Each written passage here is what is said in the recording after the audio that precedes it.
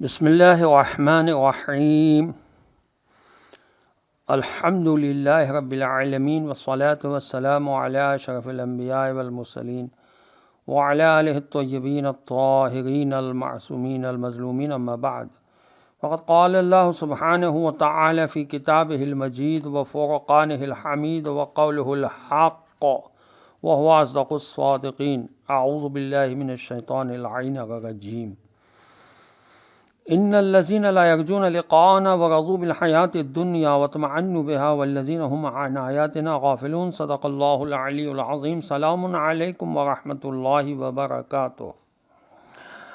اللہ تبارک و تعالیٰ کا شکر ہے کہ سورہ یونس کی آیت نمبر 7 کی تلاوت کا شرف میں نے حاصل کیا۔ اس کا ترجمہ یہ ہے کہ اصل بات یہ ہے کہ جو لوگ ہم سے ملنے کی امید ہی نہیں رکھتے کیونکہ وہ دنیا ہی کی زندگی پر خوش و مطمئن ہیں، اس لیے وہ لوگ ہماری باتوں اور دلیلوں سے غافل ہیں۔ تفسیر جلالین میں اس آیت کے ذیل میں لکھا ہے کہ انسان کی تباہی کا اصل سبب یہ ہوتا ہے کہ وہ دنیا کی مادی زندگی پر مطمئن ہو کر آخرت کی زندگی سے بالکل بے پرواہ ہو بیٹھتا ہے۔ نتیجہ یہ ہوتا ہے کہ فکر آخرت یا انجام کی فکر بالکل نہیں رہتی، اسے جو چاہتا ہے کر گزرتا ہے۔ خدا سے ملاقات سے مراد قیامت کا دن ہے۔ تفسیر طبیان میں اس آیت کے ذیل میں لکھا ہے کہ کیونکہ آخرت کی تمام منزلیں وہ ہیں کہ جن میں اللہ کے سوا کوئی دوسرا سبب کار فرما ہو ہی نہیں سکتا، اس لیے ان منزلوں کے پیش آنے کو مجازاً قرآن میں اللہ سے ملاقات فرمایا گیا ہے۔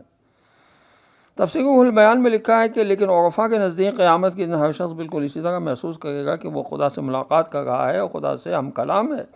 تفسیر نور الثقلین نے اس آیت کی ذیل میں لکھا ہے کہ حضرت امام جعفر صادق علیہ السلام سے روایت ہے کہ جناب رسول خدا صلی اللہ علیہ وسلم نے فرمایا، خداوند بزرگ و برتر قیامت کے تمام مخلوقات کا حساب ایک ساتھ لے لے گا۔ ہر شخص محسوس کرے گا کہ خدا صرف اسی سے ہم کلام ہے، لیکن خدا کو ایک سے کلام کرنا دوسرے سے کلام کرنے سے باز نہیں رکھ سکتا۔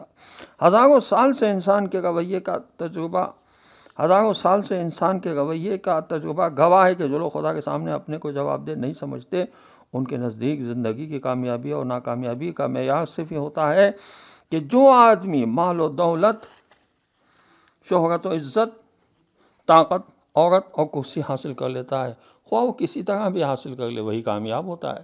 ایسے لوگ نمبر 1 آیت الہی کو ناقابل توجہ سمجھتے ہیں، نمبر 2 وہ دنیا میں شتر بے مہا کی طرح زندگی گزارتے ہیں، نمبر 3 اس طرح زمین کو ظلم، فساد اور فسق و فجور سے بھر دیتے ہیں۔ اس سے مکمل طور پر یہ ثابت ہو جاتا ہے کہ انسان کا انفرادی یا اجتماعی رویہ اس وقت تک کبھی درست ہو ہی نہیں سکتا جب تک وہ اس بات کا مکمل شعور نہ رکھتا ہو کہ اسے اپنے ہر عمل کا حساب دینا ہے۔ لیکن اگرچہ شعور حقیقی معنی میں بیدار نہیں ہوتا تو لازمی طور پر انسان کی سیرت و کردار کی گاڑی برائی کی راہ پر چل پڑتی ہے۔ اگر آخرت کا انکار کسی ٹھوس حقیقت کا انکار نہ ہوتا تو ہرگز ایسا نہ ہوتا۔ آخرت اور حساب کتاب کے عقیدے ہی سے ہمیشہ صحیح نتائج کا برآمد ہونا اور اس کو نہ ماننے سے ہمیشہ برے نتائج کا برآمد ہونا اس بات کی قطعی دلیل ہے کہ یہ عقیدہ حقیقت پر مبنی ہے۔ رہا یہ سوال کہ بہت سے مادہ پرست منکرین آخرت لوگ بھی بظاہر بڑا اچھا کردار رکھتے ہیں، اب یا تو یہ ریاکاری ہوتی ہے یا وہ دنیاوی مفادات کے لیے ایسا کرتے ہیں، یا پولیس کا خوف ان کو برائیوں سے روکے رکھتا ہے۔ ایسی رکاوٹ بڑی کمزور رکاوٹ ہوتی ہے۔ یہ خلوتوں میں ان برائیوں سے نہیں بچ سکتا کیونکہ خلوتوں میں رکاوٹ نہیں رہی، اس لیے کہ تمام مادہ پرست آخرت سے منکر لادینی فلسفوں میں اخلاقی خوبیوں اور عملی اور حقیقی نیکیوں کے لیے کوئی بنیاد نہیں ملتی۔ کسی لادینی فلسفے میں راست بازی، امانت، دیانت، وفا عہد، عدل، رحم، فیاضی، ایثار، صلہ رحمی، ہمدردی، ضبط نفس، عفت، حق طلبی، حق شناسی، فرض شناسی اور ادائے حقوق کی کوئی تعلیم یا محرکات موجود نہیں۔ خدا اور آخرت کے انکار کے بعد اگر کوئی قابل عمل نظام ہے تو وہ صرف اور صرف افادیت کا فلسفہ ہے۔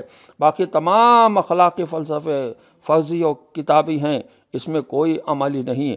اب وہ اخلاق کی عمارت جو ذاتی افادیت کی بنیاد پر اٹھے گی وہ صرف ذاتی اور مادی مفادات سے وابستہ ہوگی۔ انسان صرف فائدے کے لیے اچھے اخلاق اختیار کرے گا۔ جہاں اس کا یا زیادہ سے زیادہ اس کی قوم کا فائدہ نہ ہوگا وہاں اس کا اخلاق نہایت پست ہوگا۔ یہی چیز آج ہم کو یورپی ممالک کے لوگوں کے طرز عمل میں دکھائی دے گی۔